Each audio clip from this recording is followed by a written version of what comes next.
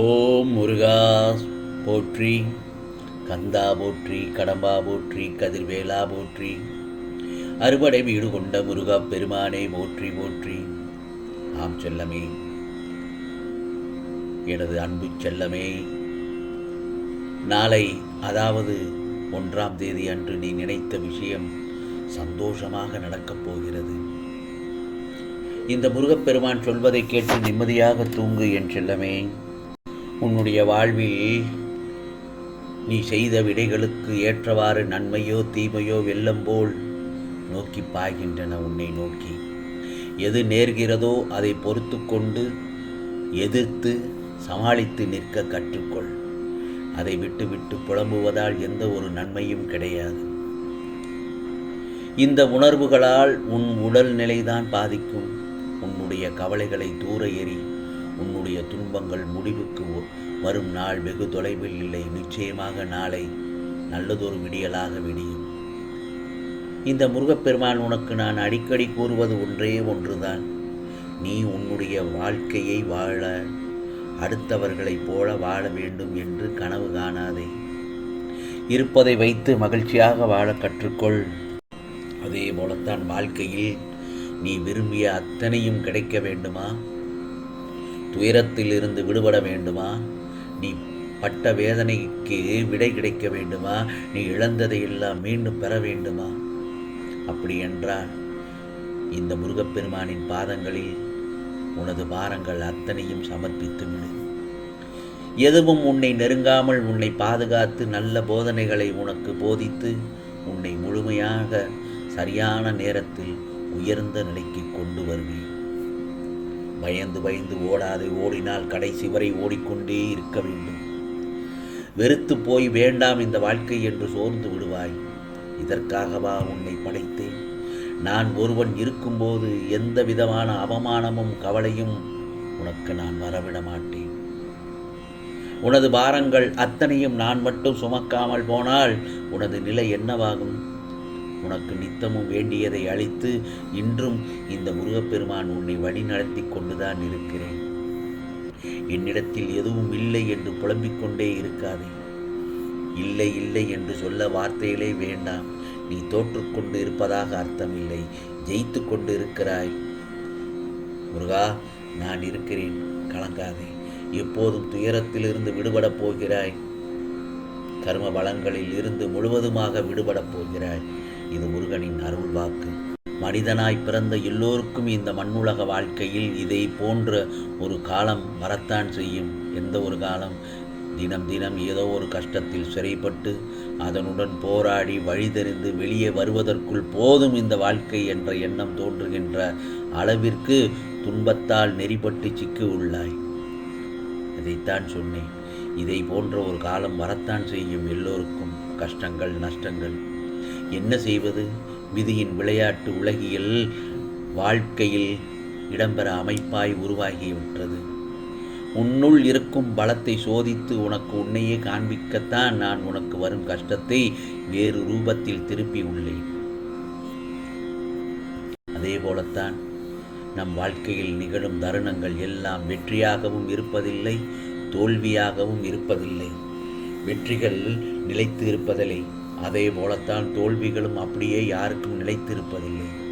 வெற்றி என்றும் சந்தோஷம் தரும். ஆனால் அந்த சந்தோஷம் வாழ்க்கை முழுவதும் கிடைக்கும் என்று மட்டும் எதிர்பார்க்காதே.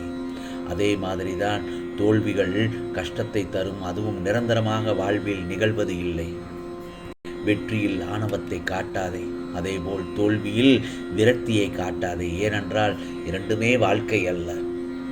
ஜெயிப்பவர்கள் தோற்பார்கள், அதே போலத்தான் தோற்பவர்கள் ஜெயிப்பார்கள். அதிலிருந்து என்ன பாடம் கற்றுக்கொள்கிறாய் என்பதுதான் உண்மையான வாழ்க்கை. அதன் வெற்றி பாதை உனக்கு தெரியும். பாதை தெரிந்தால்தானே சேரும் இடம் சரியாக அமையும். அதனால் உன் பாதைகளை சீராக்க முயற்சி செய்.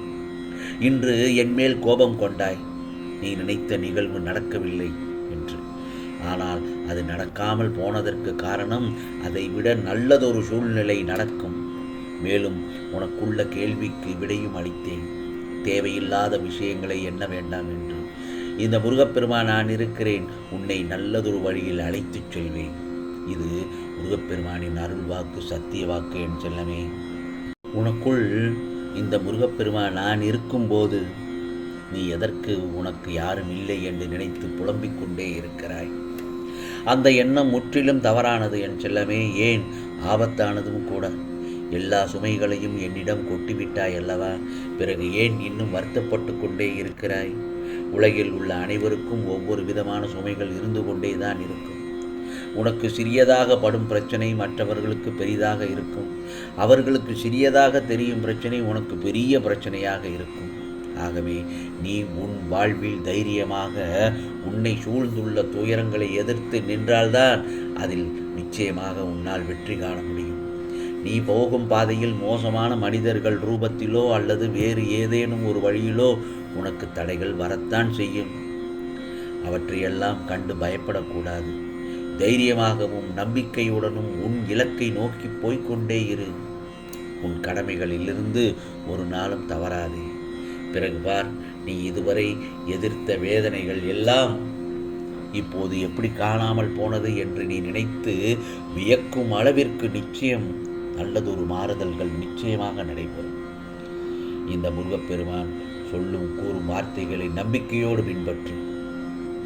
நீ எதையெல்லாம் இழந்தாயோ அதைவிட அதிகமாக உன்னை வந்து சேரும்படி செய்வேன். எல்லாம் தெளிவு பெற்று நீ வாழ்வில் முன்னோக்கி மகிழ்ச்சியாக செல்லும் காலம் வந்துவிட்டது. ஆம் செல்லமே, கலங்காதே. அனைத்தும் பொடி பொடியாகப் போகிறது. கண்களை மூடிக்கொள்ளாதே. முருகா முருகா என்று என் நாமத்தை உச்சரிக்கும் உன் மனம் தெளிவாகும். இழந்ததை மீண்டும் பெறப்போகிறாய். உன்னை நாடி வரும் நேரம் எல்லாம் பிரிந்தவர் சேரும் நேரம். காத்திரு, உனது கைகள் பல பேருக்கு உதவும் நேரம். ஆம் செல்லமே, என் செல்ல பிள்ளை, என்னுடைய பக்தனுக்கு குறைகள் ஏற்படாமல் இந்த முருகப்பெருமான் உன்னை பாதுகாப்பேன். இதோ நீ அனுபவித்து வரும் துயரங்களிலிருந்தும் கடினமான சூழ்நிலைகளிலிருந்தும் விடுபட துடிக்கிறாய். நிச்சயமாக நல்லதொரு மாற்றங்கள் நடக்கப் போகிறது.